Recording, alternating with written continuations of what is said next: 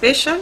Number 4, public participation must be real and not illusory.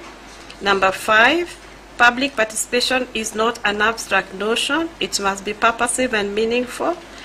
Number 6, public participation must be accompanied by reasonable notice and reasonable opportunity. Number 7, public participation is not necessarily a process consisting of oral hearings. Written submissions can also be made. And the court went further to outline the components of meaningful public participation, which you have cited there. Whether the public participation exercise was sufficient to meet the test in the BAT case is a question of fact. There is ample evidence that the National Assembly invited citizens to submit and give comments on the bill by way of letters to various stakeholders and newspaper advertisements. Secondly, the invitations indicated the venues of the public meetings and the manner of submission of written memoranda on the bill. The National Assembly provided liaison officers for the meetings. We find that the manner in which the National Assembly proposed to conduct the public participation was not only facilitative but also reasonable in the circumstances. Further, we do find that the public participation exercise was real and not illusory or cosmetic, because in response to the invitations, various members of the public and stakeholders gave their views and comments, which were received by the committee. From the matrix of stakeholder comments and memoranda exhibited by the respondents, the views of the stakeholders and members of the public were considered, as some proposals were adopted while others were rejected. The public participation exercise was thus real and gave diverse stakeholders an opportunity to present their views on the bill. The petitioners complained that some of the submissions by the members of the public were rejected without giving reasons. The enactment of the Finance Act is a legislative process, and in discharge of its legislative mandate, the National Assembly passed it. There is no express obligation on the part of Parliament to give written reasons for adopting or rejecting any proposals received from members of the public. Nevertheless, we think that in order to enhance accountability and transparency, it is desirable that the relevant committee, after conducting public participation, gives reasons for rejecting or adopting proposals received. Apart from the sufficiency of public participation, the petitioners complained that the National Assembly incorporated into the bill 18 additional amendments whose proposals were not subject to public participation. The proposed amendments were to the Income Tax Act, the Value Added Tax Act, the Excise Duty Act, and Miscellaneous Fees and Levies Act, the Kenya Revenue Authority Act, the Retirement Benefits Act, the Alcoholic Drinks Control Act of 2010, the Special Economic Zones Act, and the Export Processing Zones Act. The National Assembly Standing Orders 132 and 133 permit amendments to be made to a bill during the committee stage. And we have cited again the case of Pevans, East Africa, the decision of the Court of Appeal in that matter, where the court affirmed the position that Parliament has the power during the legislative process to make changes to a bill post-public participation. And I think it's important that I read this passage. It must be appreciated that after the National Assembly has heard the views of members of public and industry stakeholders on a bill, it is not precluded from effecting amendments to the bill before finally passing it. These amendments do not necessarily have to agree with the views expressed by the people who have been heard, so long as the views have been taken into account.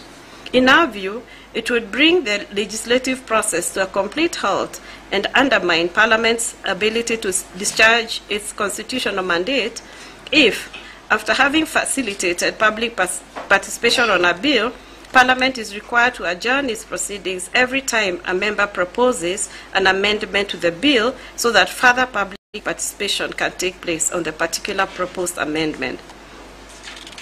End of quote.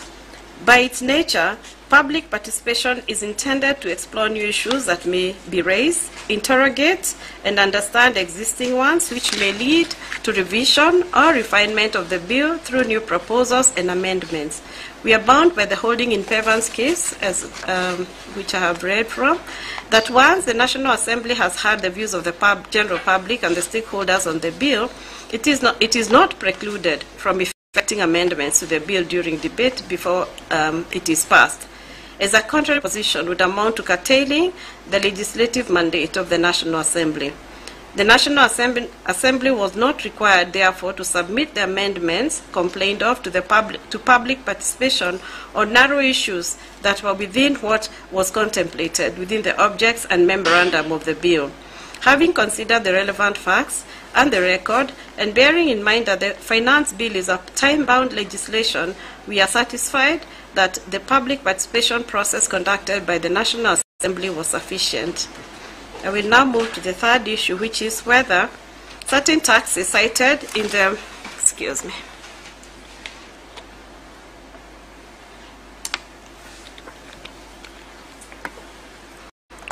whether certain taxes cited in the petition as enacted by the Finance Act are unconstitutional. The petitioners challenge tax-raising measures introduced by the Finance Act. We will resolve them in light of the applicable constitutional provisions. Under Article 94, Sub-Article 1 of the Constitution, the legislative authority of the Republic is derived from the people and vested in Parliament. Correspondingly, Article 210, Sub-Article 1, provides that no tax or licensing fee may be imposed, waived, or varied except as provided by legislation. The power to impose taxes by the national government is provided for in Article 209 of the Constitution, and we have cited the entire provision.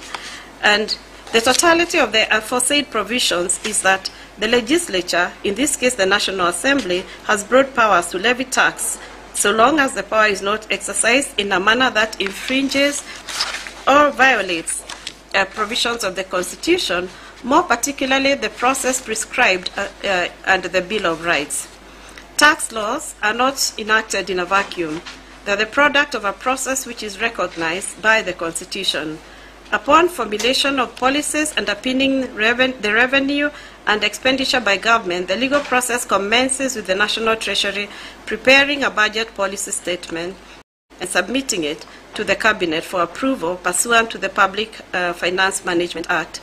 This culminates in presentation of the estimates of revenue and estimates of expenditure and the budget to the National Assembly for consideration and enactment of the Appropriations Act under Article 220 and 221 of the Constitution. Revenue-raising measures are provided for in the Finance Act, which is a money bill recognized by Article 114 of the Constitution.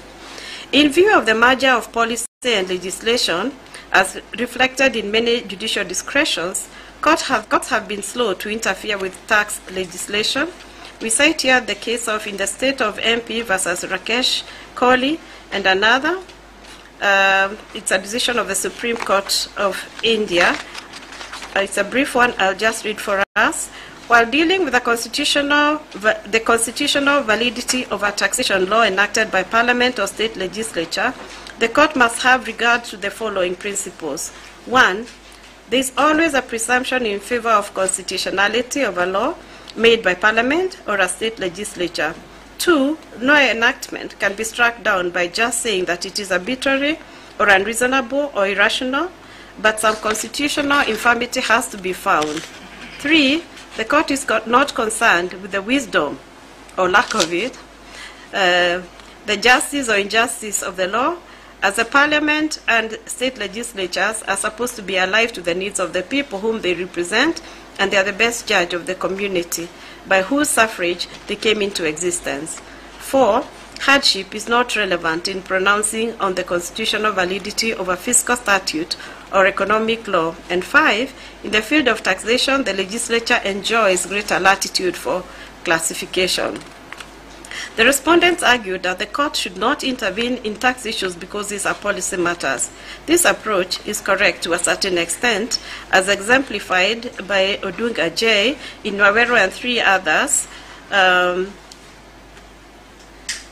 Indovero and 3 others, versus the National Assembly.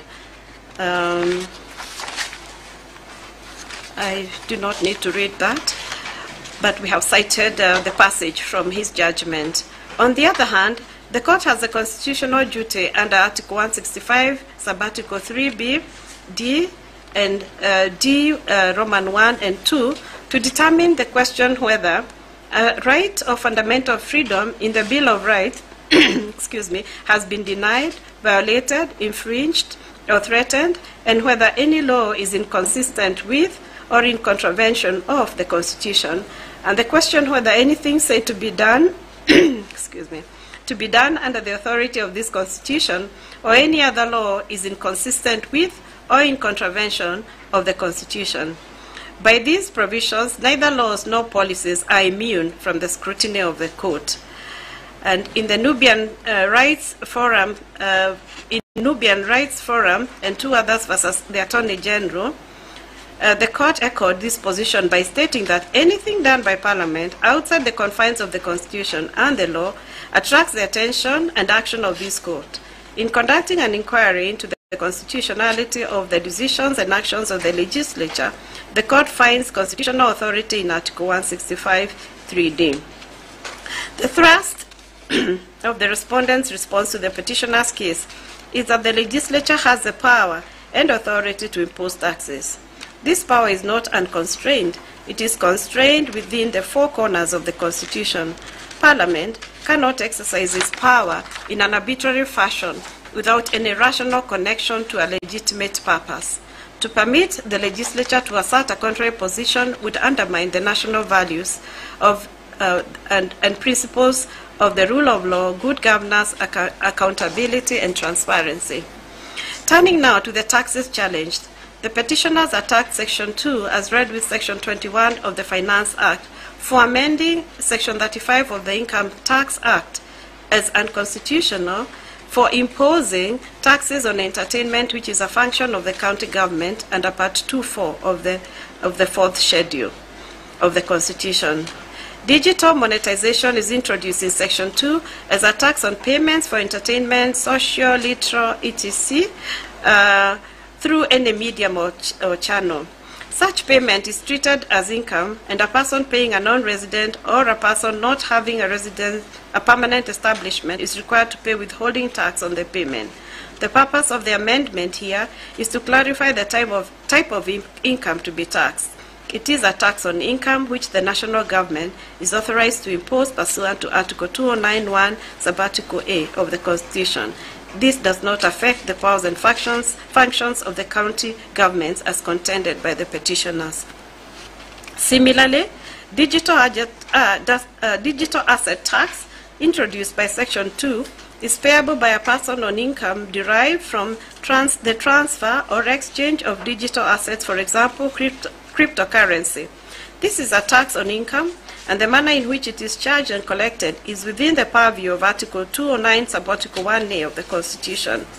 The petitioners also challenged the Finance Act on the ground that it includes tax on winnings from betting, gaming, and lotteries, which they contend violates the 4th schedule, Part 2 of the 4th schedule of the Constitution, in that betting, casinos, gambling, and gambling fall within the powers and functions of the county government.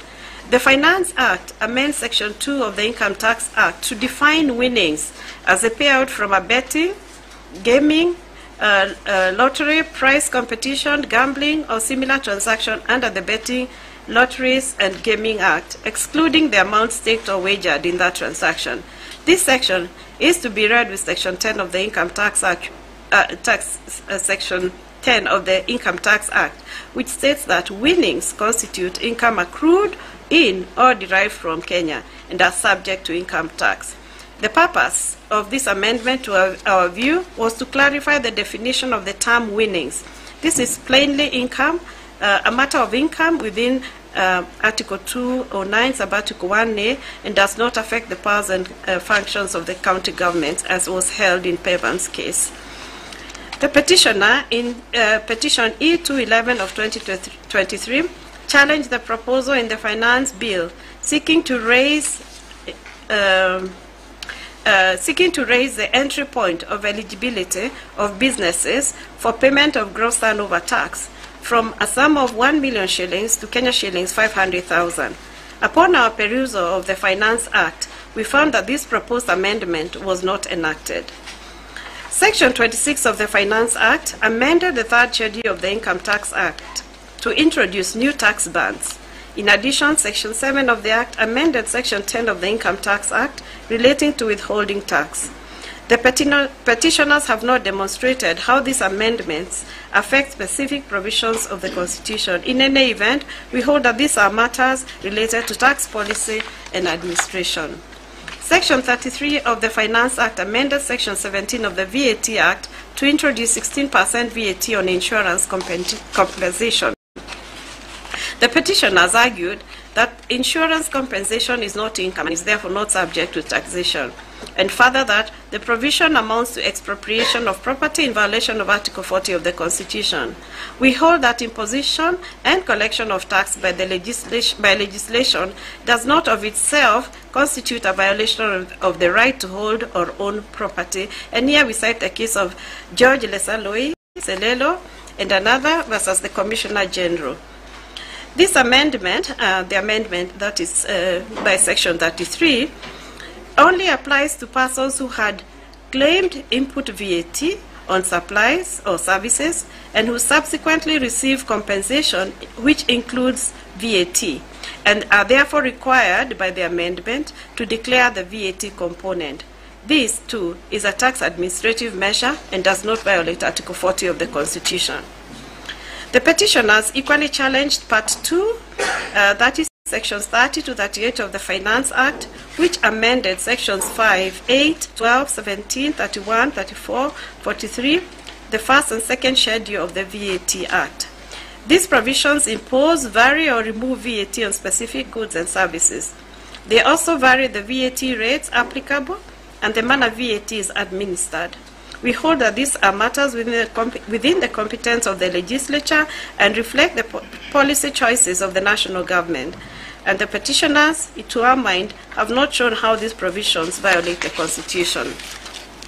Moving on to Part 4 of the Finance Act, which contains Section 40 to 48, which introduced amendments to Section 2, 20, 28, 40, the first and second schedules, and added Sections 36(1)A and 36(A) to the Excise Duty Act.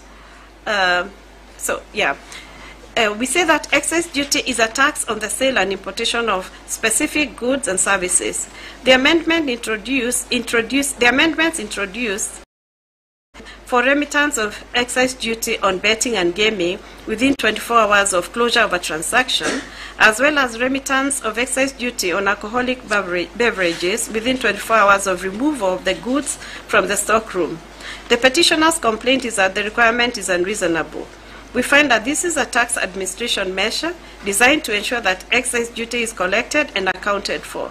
We do not find any justification to intervene in that matter. Other grounds upon which the respondents assailed the excise duty relate to changes in tariff headings and rates of taxation on various products. The petitioners have not shown how these provisions violate the Constitution. We therefore hold that these changes are governed by policy and do not violate the Constitution. The petitioner in Petition E211 of 2023 challenged excise duty imposed on human hair, wigs, false beards, eyebrows, eyelashes, and artificial nails in respect of the finance bill. You can see I'm smiling.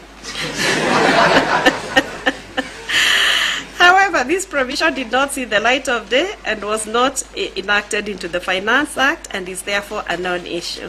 Thank you.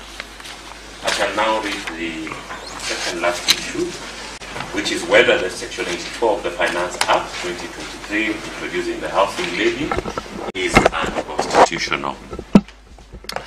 The petitioner's grievances against the introduction of the housing levy are varied and include the following.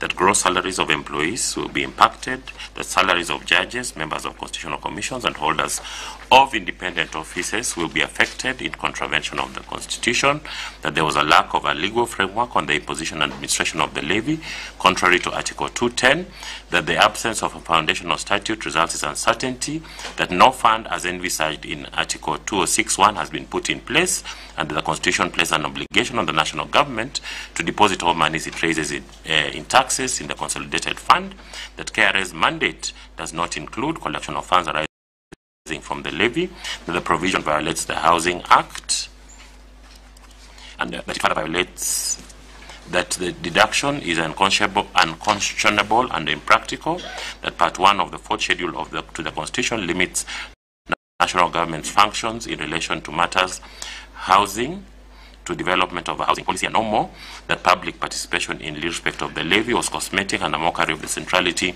of the people as a source of authority exercised by the government, that the Employment Act already obligates employers to provide housing for their employees, and that the imposition of the levy amounts to double taxation and is a form of regressive and discriminatory tax that imposes a disproportionate burden on one group of earners without justification, and is therefore a violation of Articles 10, 21.3, 27.3, 201 of the Constitution, that the imposition of the tax under the Employment Act, whose right is to secure rights of employees, amounts to a limitation of labor rights, amongst others, and must be justifiable under Article 24 of the Constitution.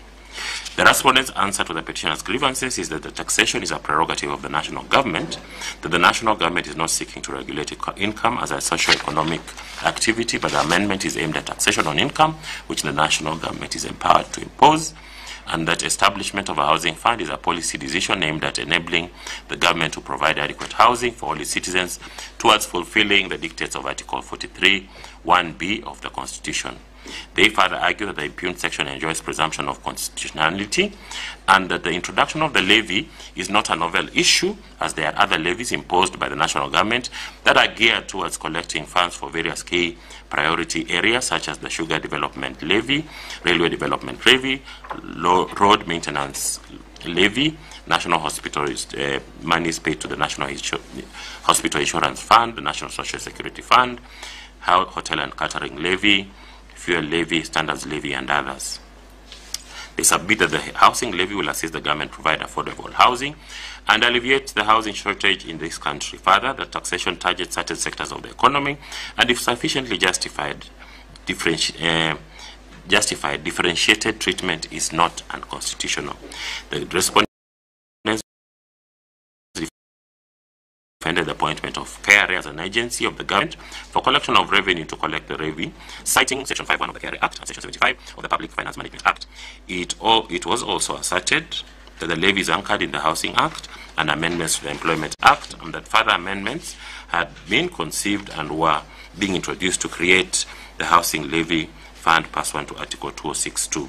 That said, the fund would be distinct from the National Housing Development Fund created by Section 7(3) of the Housing Act, and that these provisions satisfy the prescriptions in Articles 12, 10, 201, 206, and 209 of the regarding legality of tax measures. We now turn to consider the substantial issue raised by the petitioners, whether the amendment of the Employment Act by Section 84 of the Finance Act to create a housing levy or tax in accordance with was in accordance with the constitutional requirements. The effect of the amendment was to add sections 31B and 31C to the Employment Act.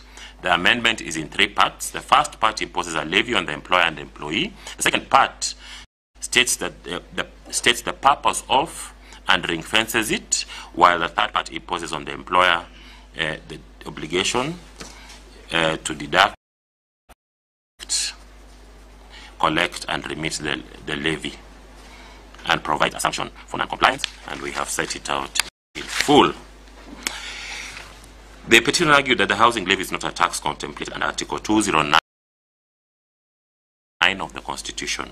The amendment does not contain a legal definition of the housing levy, nor even define the term levy as used in that amendment. This lack of uncertainty is a matter of importance, is is a matter as important as the definition of the housing levy is a major defect in the June Amendment. One of the distinguishing features of the other existing levy that was cited by the respondents in defending the housing levy is that they are anchored in comprehensive acts of parliament that include definitions of subject levies. Other tax legislation, such as the Income Tax, VAT Act, Excise Duty Act, contain definitions of the tax imposed therein. The petitioners also pointed out that the definition of employee contained in the amendment does not distinguish between local and foreign employees. Although the Constitution does not use the term levy, a levy is for all intents and purposes a form of tax. According to Black's Law Dictionary, a levy is the imposition of a fine or a tax, the fine or tax imposed, and to impose or assess a tax or fine by a legal authority, whereas the term tax means a charge, usually monetary, imposed by the government on persons, entities, transactions, or property to yield public revenue. Broadly, this term embraces all government impositions on a person, property, privileges, occupations, and enjoyment of the person, and includes duties, imposts, and excise. The petitioners argue that the levy is not one of the enumerated taxes in Article 209 A, B, and D of the Constitution. In the absence of a clear definition of a levy within a foundation or statutory enactment, it is difficult to confidently associate a levy with the category of taxes envisaged in the foregoing provisions, although on the face of the amendments it is intended to be levied on income of employees. The uncertainty surrounding the housing levy is compounded by the failure to state the nature of the tax, percentage payable by the employer, is it income tax or a contribution paid by the employer for the benefit of an employee. Under Article 209(2), an Act of Parliament may authorize the national government to impose any other tax or duty except those which the county may impose, which include property rates, entertainment taxes, or any other tax it is authorized to impose by an Act of Parliament. Related to this issue is the question whether imposition of the housing levy is a matter concerning county governments. The petitioners argued that housing development and planning is a function of the county governments under Part 2 of the 4th Schedule. The respondents contend that the levy is part of the housing development policy and Part 1 of the 4th Schedule of the Constitution to support affordable housing. The housing levy is enacted by the Finance Act by way of an amendment to the Employment Act to support the national government policy on affordable housing. It is a tax on income duly authorized by Article 209(2) of the Constitution. Related to this issue is whether that imposition is a matter concerning county governments, as argued by the petitioners. The housing development and planning is a function of the county government under Part 2 of the 4th Schedule of the Constitution, while the respondents contend that it is underpinned by the power and function of the national government under Part 1 of the 4th Schedule to support affordable housing. The 4th Schedule provides the distribution of functions between the national government and the county governments. Part 1(2) of the 4th Schedule grants the national government authority of a housing policy, while Part 2(8) of the same schedule provides for county planning and development of housing. Lenaola J. explained the distinction in the housing function between the two levels of government in Law Society of Kenya versus Cabinet Secretary, Ministry of Lands, Housing and Urban Development. He stated that the words housing policy and housing as used in the 4th Schedule in respect of the national and county government speak respectively, functions respectively, are capable of varied interpretation and application. Black's Law Dictionary defines a house as a home, dwelling, or residence, while policy is defined as general principles by which a government is guided in its management of public affairs. A mandate of the national government involves accreditation, regulation, and promotion of quality assurance, technical capacity assistance in the construction industry at large, while the county government is involved in housing to the extent of planning and development within a county only, and there are also other cases we have cited. The distinction between the housing functions between the national government and county government was also considered by the Court of Appeal in Speaker of the National Assembly and others versus Senate and others. The question in that case was whether contributions to the National Housing Development Fund infringed county government functions, and this is what the Court of Appeal stated. An examination of the Act indicates that notwithstanding the amendments are housing related. The central theme is to establish a national housing development fund into which employer and employee contributions are to be paid, the sums which go towards financing the building of affordable units. Insofar as the enactments concern the imposition of taxes under 209 of the Constitution, which are paid into the National Housing Development Fund, we find the national perspective upon which the housing development policy is founded is not a county function to which Article 103 of the Constitution required to be applied. We agree that housing is a shared responsibility between the national and county governments, where each level of government has a defined role to play. In this case, the purpose of the levy, as stated in the amendment, is to provide funds for the development of affordable housing and associated social and physical infrastructure, as well as provision of affordable home financing to Kenyans. In this case, therefore, the stated purpose of the levy is to support the national policy on housing, and we find that the petition government under Part 2 of the 4th schedules.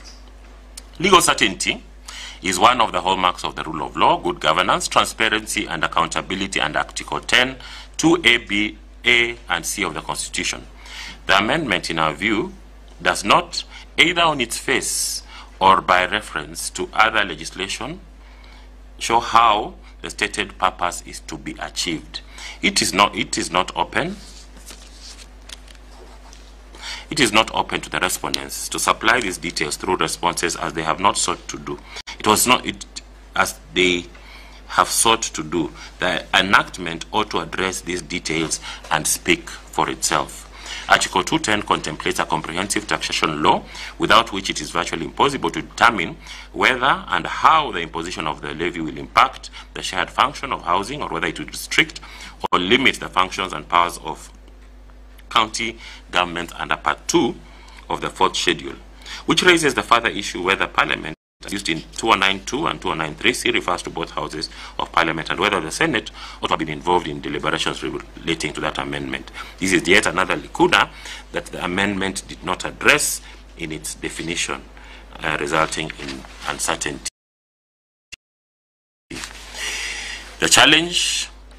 The petitioners challenged the housing levy on ground that it was enacted as an amendment to the Employment Act without a comprehensive legal framework to govern it, in violation of Article 210, national values and principles of governance, in Articles 10, 2A and C, namely rule of law, good governance, and transparency and accountability. They submitted that there is no legal framework for administration of the housing levy, despite the imposition and collection of the levy. They faulted the appointment of KRA as an agent of collection of the levy on the ground that it contravenes Section 5.1 of the Kenya Revenue Authority Act and the first schedule thereto, and hence it is of no legal effect. They contended that without a comprehensive legal framework being put in place, the national government would threaten, undermine, or usurp the functions of county government. That without such a comprehensive legal framework, there would be no guarantees that the functions of county government specified in the constitutions will be respected. The respondents' rebuttals were somewhat mixed. On the one hand, they stated that the housing levy is anchored in the Housing Act, which established the National Housing Development Fund, and in the Employment Act as amended. That an amendment was in the pipeline to anchor the levy and create a fund separate from the Housing Development Fund in the Housing Act, in compliance with Section Article 26. They further asserted that it is the prerogative of the national government to impose taxes aimed at enabling the government to provide adequate housing for all citizens towards fulfilling the right to accessible and adequate housing and to reasonable standards of sanitation provided under Article 43, 1B of the Constitution. They reiterated the creation of the housing levy is not novel, as there are other levies by the national government that are geared towards collecting funds for various key priority areas. On the issue of collection of the housing levy, KRA pointed out that under Section 5 of the KRA Act is an agent of the government for purposes of receipt of the national revenue, and was duly appointed as such. That under Section 75 of the Public Finance Management Act, KRA is mandated to collect the revenue for the national government. Article 210, no tax or licensing fee may be imposed, waived, or varied except provided by legislation. In addition, Article 10, 2, B and C outlines the national values and principles of governance and has the components of rule of law, good governance, transparency, and accountability, amongst others. The government of the petitioner's case is the housing levy introduced through an amendment of the Employment Act by Section 74, has a number of shortcomings in our view, fall short of the principles of legal certainty, rule of law, good governance, as well as transparency and accountability.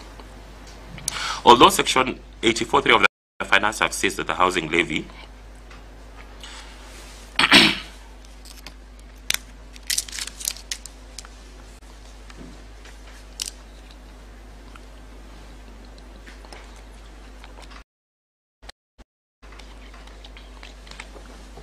shall not be used for any other purpose other than development of affordable housing, associated social, physical infrastructure, as well as provision of affordable home financing to Kenyans. It is not anchored by a corresponding legal mechanism demonstrating how this objective has been actualized. These are like other levies cited by the respondents, which are collected for a specific purpose and are anchored through a legal framework governing them. Section 84 does not set out how this levy will be administered once it's collected. More importantly, the legislation does not set how it supports the housing policy function of the government. This concern is not idle, as the manner in which money is administered and spent may encroach on the powers and functions of county government. Further, without a framework embedded in legislation, how would members of the public know who are the beneficiaries of the housing levy? What are the requirements for one to benefit? The opaqueness undermines transparency and accountability, and in our view, Section 84 of the Finance Act does not meet the good governance test required under Article 10(2)(a) and C of the Constitution in the absence of a clear-cut legal framework concerning administration of these funds. In their submissions, the respondents contend that money collected as housing levy is ring-fenced by the purpose stated under Section 84 of the Finance Act, and that the legal framework supporting the housing levy is provided by the existing National Housing Development Fund established under the Housing Fund.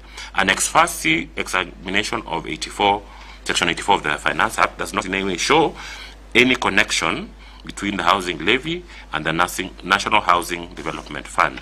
Our concern is that under Article 206 of the Constitution, all money is raised or received by or on behalf of the national government must be paid into the consolidated fund, except money that is set out in Article 206(1), which is money that is reasonably excluded from the fund by an Act of Parliament and payable into another public fund established for a specific purpose, and money that may, under an Act of Parliament, be retained by the state organ that received it for purposes of defraying expenses of that state organ. Our understanding of 206(1) is that money earmarked and collected for a purpose must be paid over into a public fund established for that purpose by legislation. The housing levy cannot be paid over to a fund unless there is a legislative provision connecting the levy to the fund.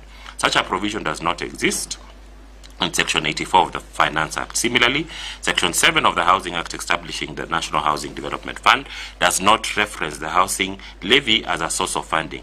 Section 7.3 of the Housing Act provides that paid into the corporation and carried into the National Development Fund, all monies as may from time to time be voted or appropriated by the Parliament levy are ring-fenced for the Housing Development Fund or any other fund.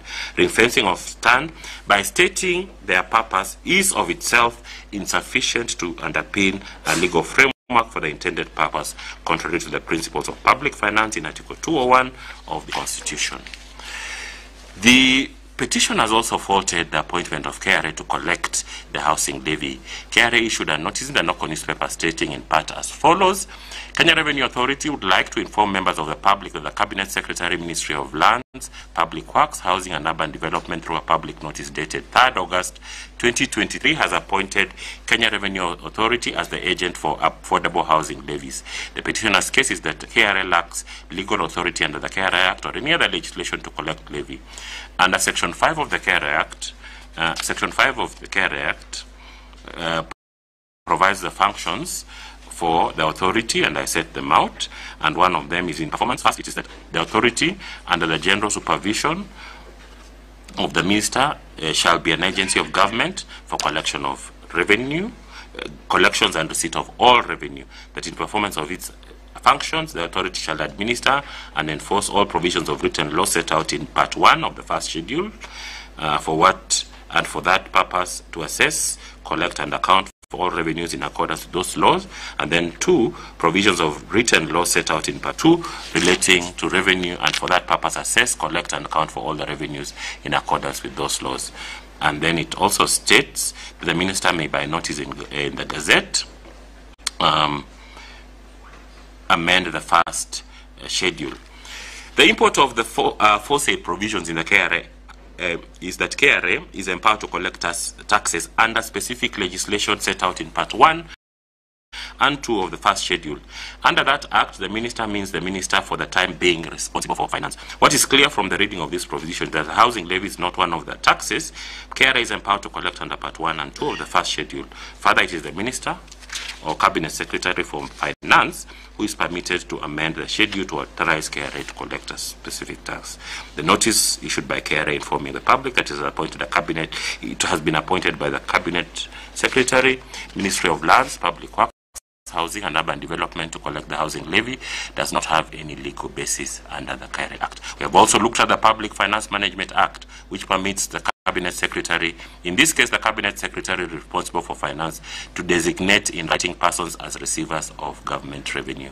It is therefore not possible for the Cabinet Minister, Cabinet Secretary for Ministry of Lands, Public Works, Housing and Urban Development to authorize collection of a levy which, as we have held, constitutes a tax under Article 209 of the Constitution. We therefore reject the argument by KRA that it is entitled to collect housing levy merely on the ground that it is entitled to charge a commission on the amount it collects in accordance with Section 1610BA of the KRA Act. The authority to collect taxes must be issued by the Cabinet Secretary for Finance.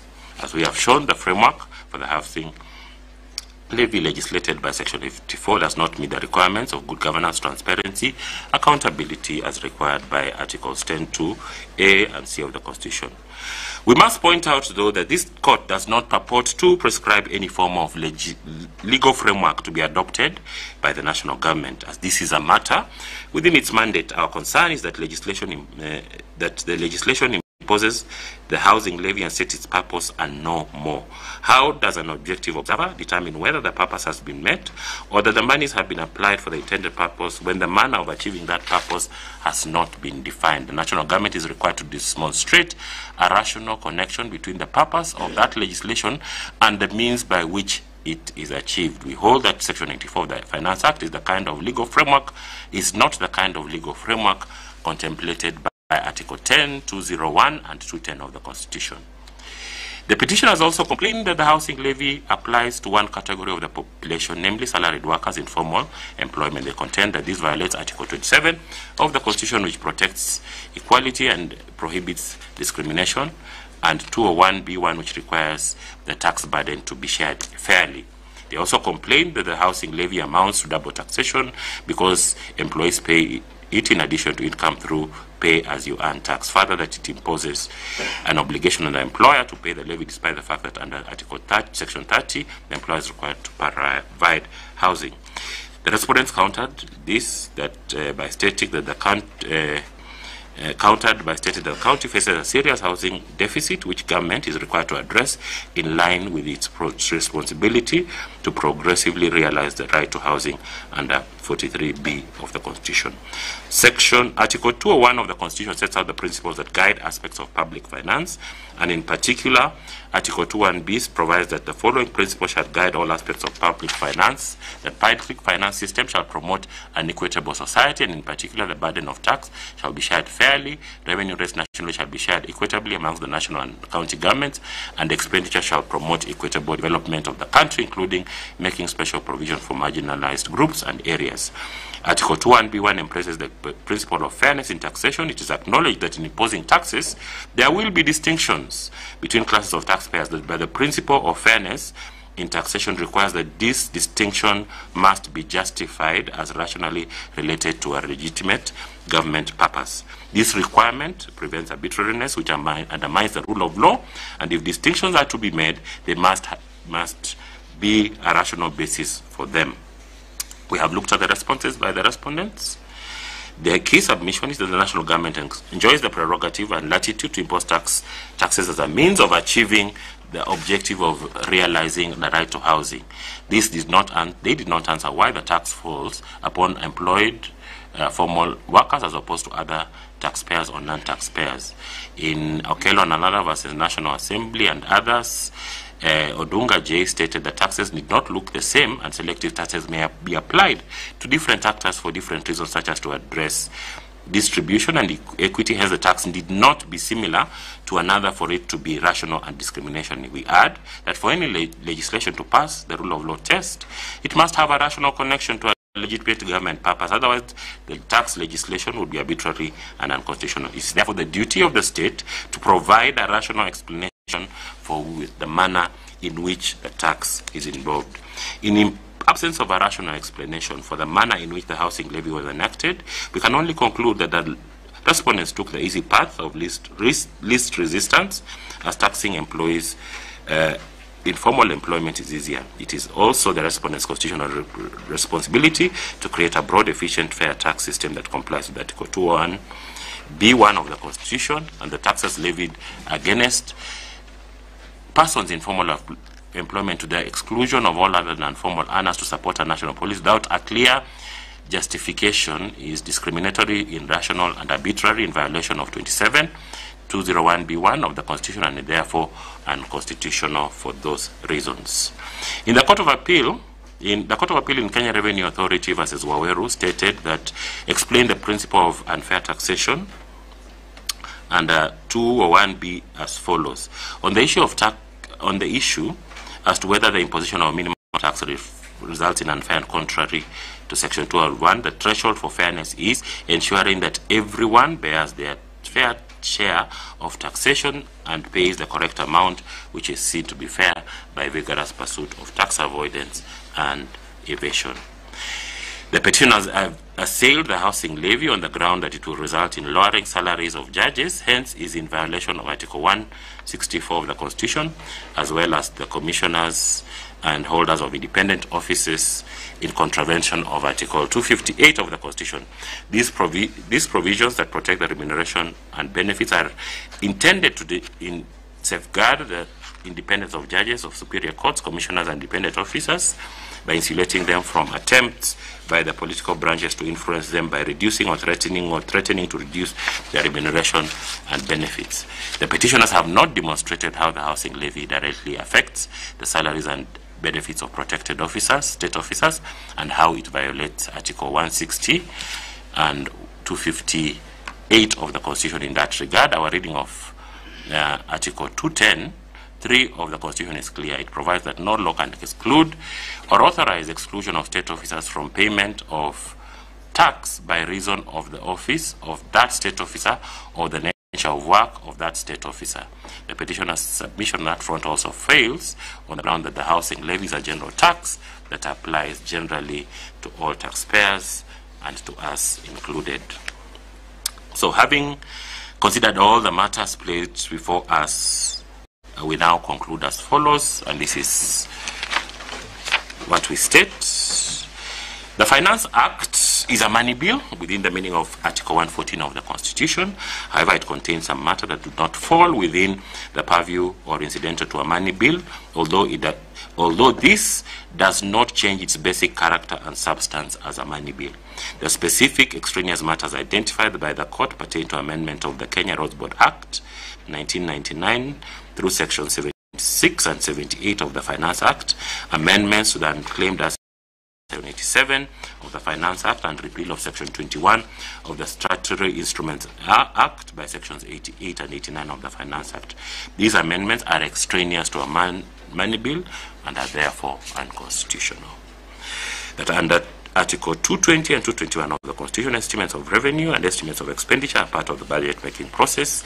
The estimates of revenue were included in the approved estimates contained in the Appropriation Bill and the Appropriation Act of 2023 as published in the Kenya Gazette Supplement number 87 of 15th June 2023 and 98 of 26th June 2023 respectively.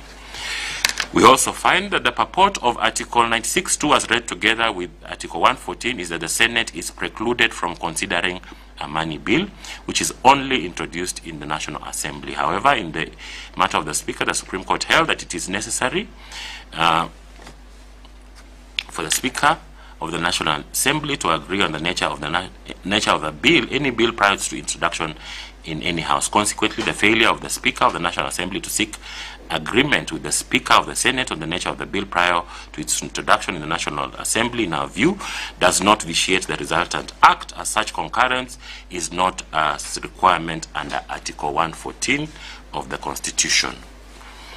We find that there is ample evidence that the National Assembly conducted sufficient public participation in respect of the Finance Act. The National Assembly, having had the views of members of the public and industry stakeholder on the bill, is not precluded from effecting amendments to the bill before passing it.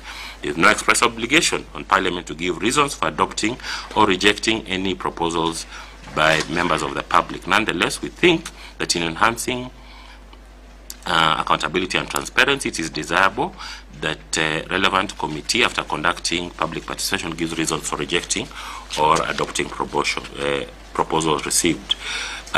We have looked at Section 2 and 21 of the Finance Act that amended Section 35 of the Income Tax Act to introduce digital monetization, and we find that this is a tax on income, and it is permitted, and it is not unconstitutional.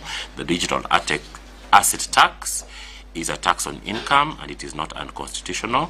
The tax on winnings is a tax on income, and it does not violate the 4th Schedule, Part 2 of the Constitution, as it does not impair the functions of county government.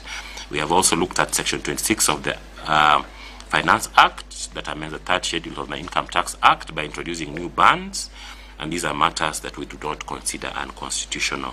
We have also looked at Section 33 of the VAT Act that introduces VAT on insurance compensation. We find that it does not violate Article 40, and it is not unconstitutional.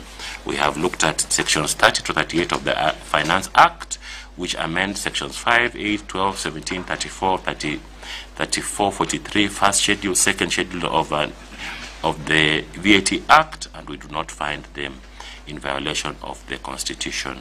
We also looked at Section 48 of the Finance Act, which amends Sections 2, 20, 28, and 14, First and Second Schedule of the Excise Duty Act, and by introducing Section 36(1)A and 36(A),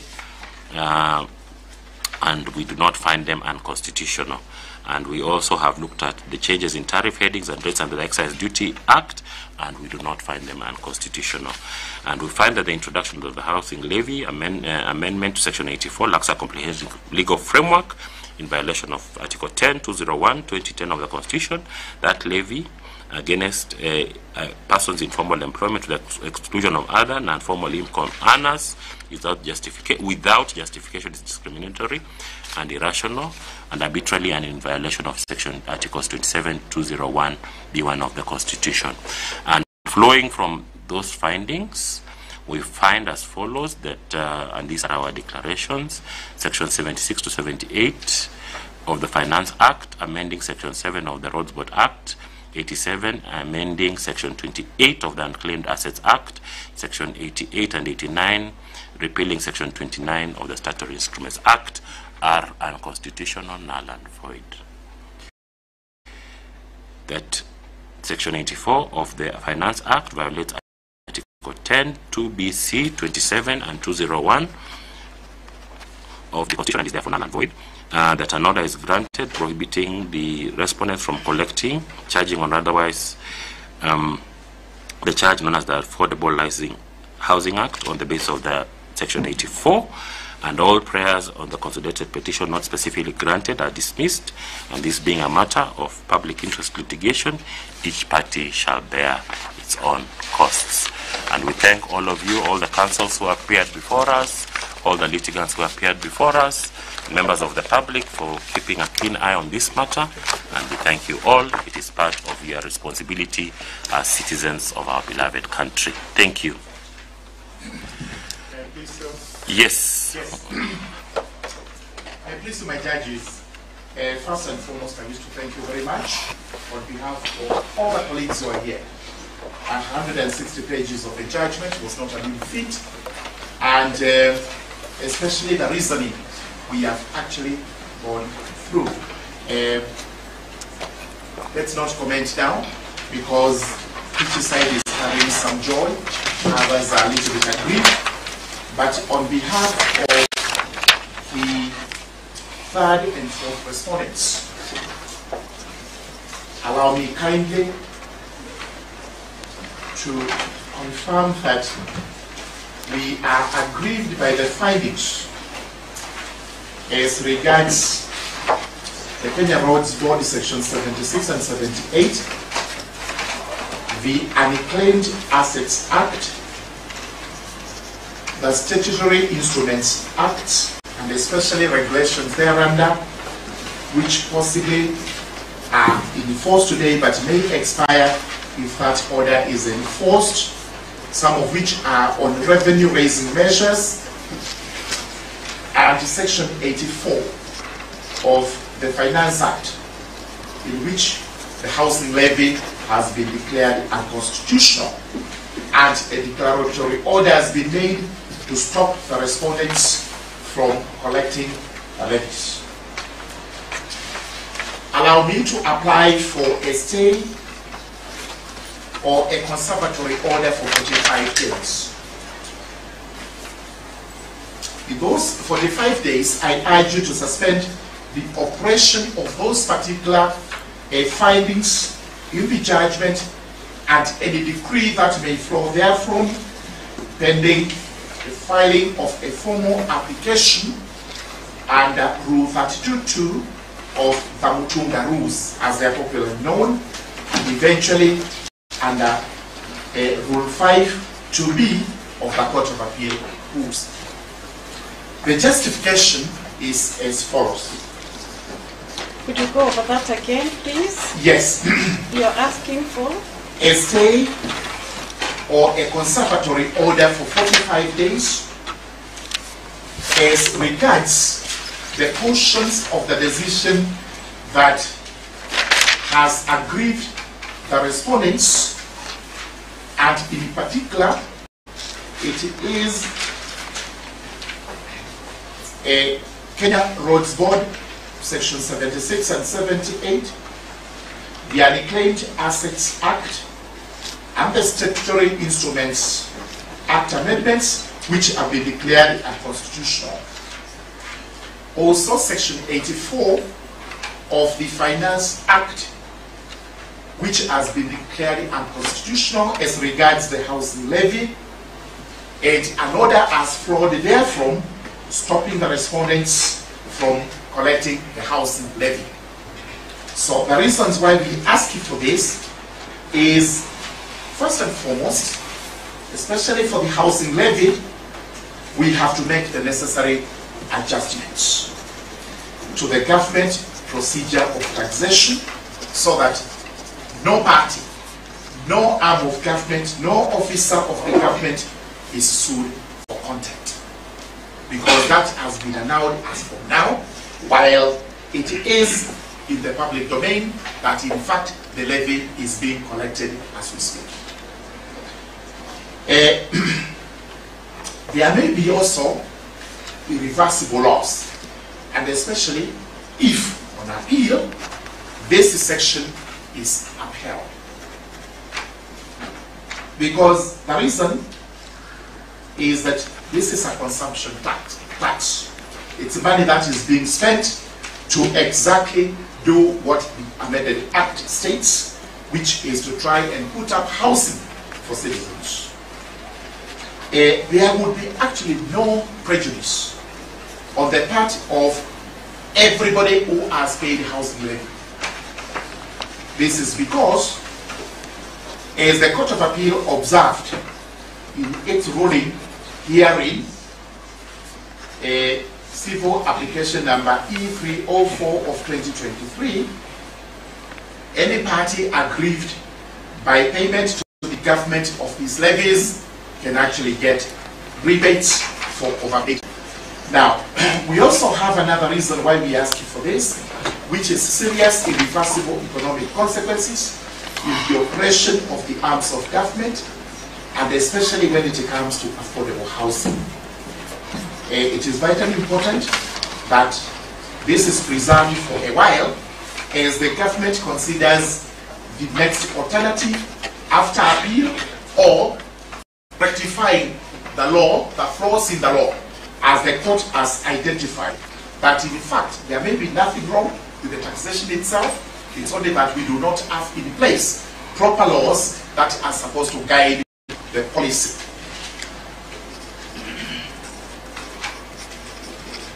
Therefore, with those remarks, I do pray that you grant a stay or a conservatory order for only 45 days, by which time the respondents will have taken a decision on how best to move, either to the Court of Appeal or to have enacted the proper legislation. Thank you. Thank you. No, we deal with the respondents first. Kenya Revenue.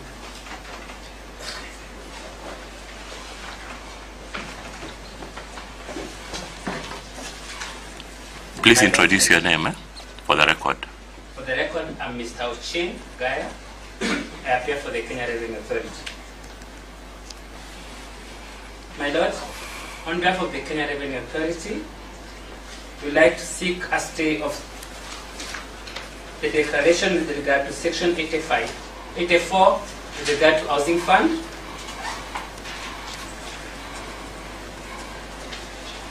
the pronouncement, which is not in the finding but is the body, as to Section 5.1 of the KRA Act with regard to the implementation of only laws with regard to the first and second schedule, because that pronouncement places us in a very awkward situation, because we not only collect the housing fund, but there are also other agencies. So we'll be seeking that pronouncement to be stayed.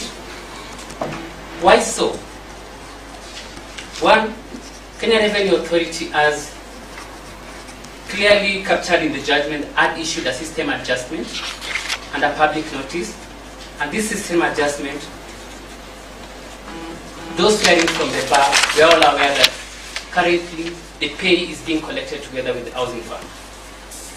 That system adjustment will require time for it to be readjusted. Secondly, this judgment places a Kenya Revenue Authority at a position where it will be subject to suits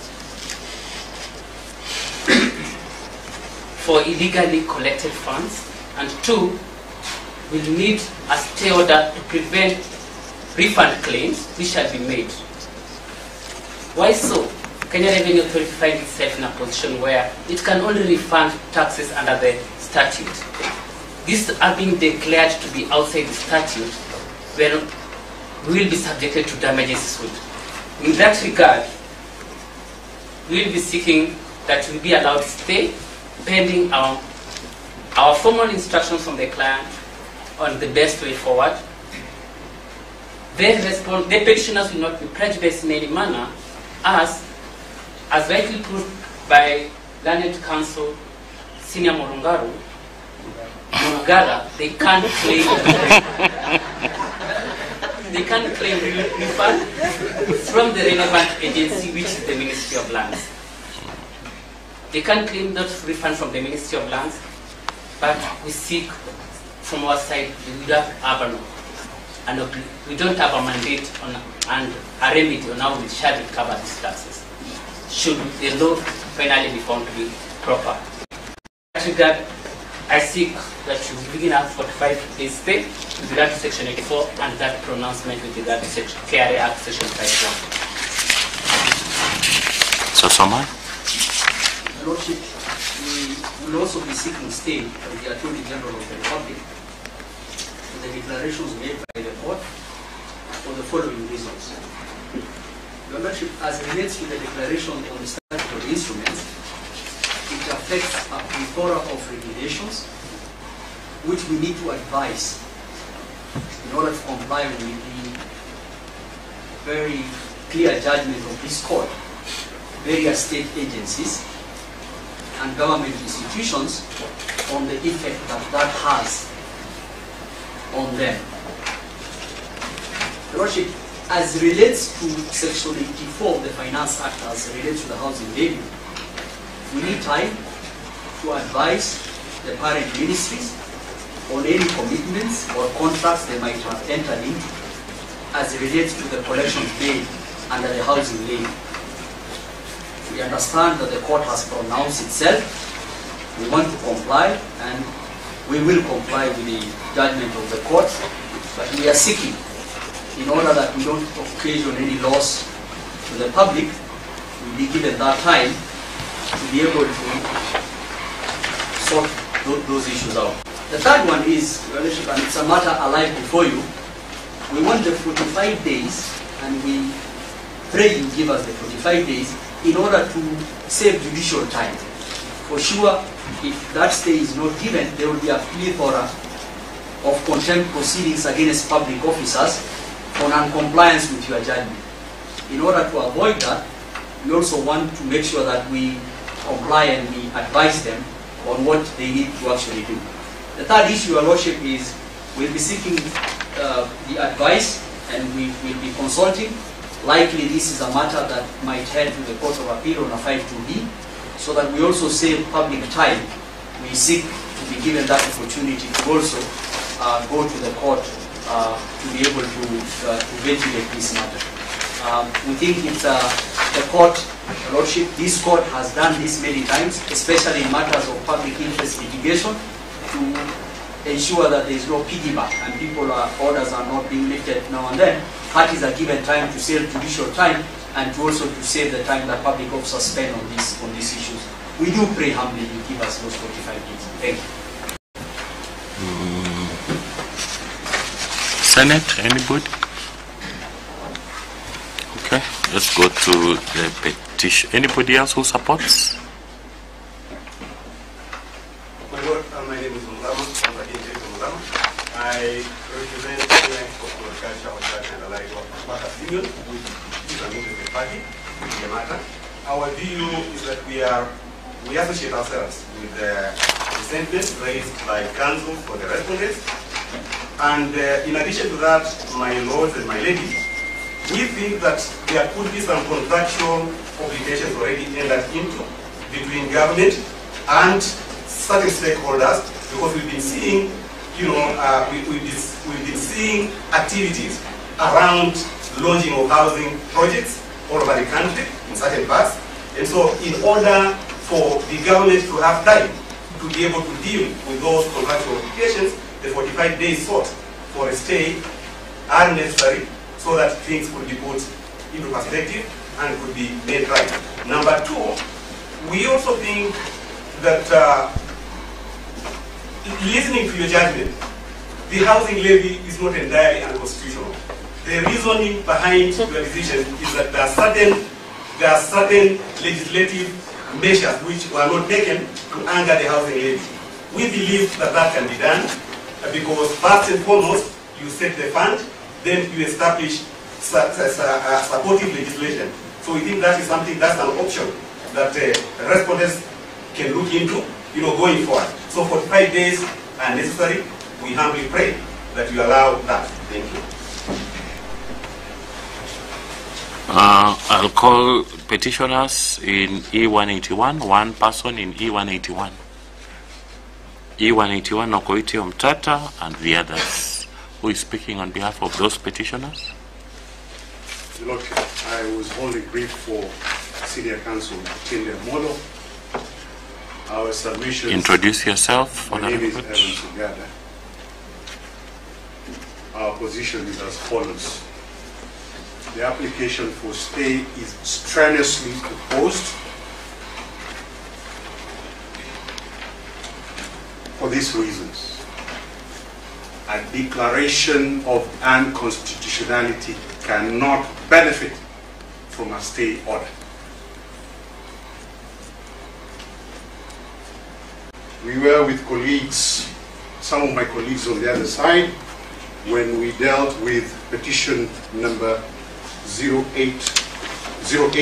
of 2023, Eliud Karanja and others versus the Republic, the CAS case. A similar application was made and was rejected by this court. We asked the court to be guided by the reasoning of the CS case to reject this application for stay on a declaration of unconstitutionality. The same was done in the David D case. Instructive to note, the case went to the Court of Appeal. This is the CAS case. And the other side argued an application for stay in civil application number 314 of 2023. Similarly, Number? civil application number 314 of 2023.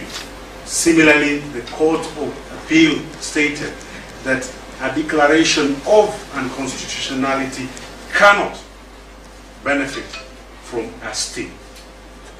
It is for them to get their house in order and come. They are open to go to court and a certificate. The Court of Appeal and a certificate, we will meet them there and we'll be able to respond. We also, on our side, as petitioners, we went to appeal for an order of this court for reimbursement to those who have already paid into the high housing levy and the Section 84. This court can make the order for reimbursement so that we save the discomfort that the other side has. Let the money be reimbursed. Thank you. Who is in 211? 217?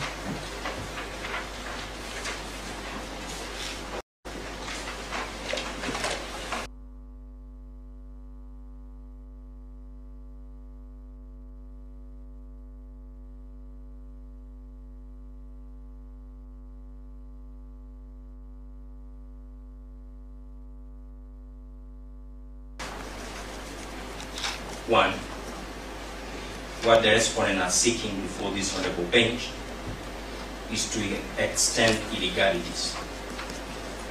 This honorable bench has made a declaration that the impugned Section 84 of the Finance Act is unconstitutional. This honorable court, having deliberated on the issue, made a declarations, and therefore it cannot revisit this decision at this juncture. Issue number 2, the respondents had sought 45 days to regularize and to put their house in order. And to some extent, the AG have sought to save the time of the judicial time. It's unfortunate that within 45 days, it's not sufficient to regularize the law.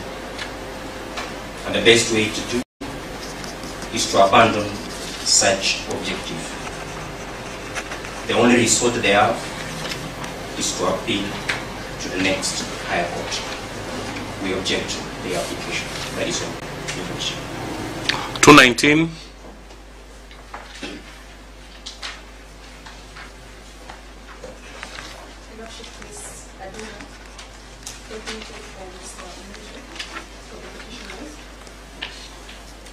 Lordship, we do oppose that application to stay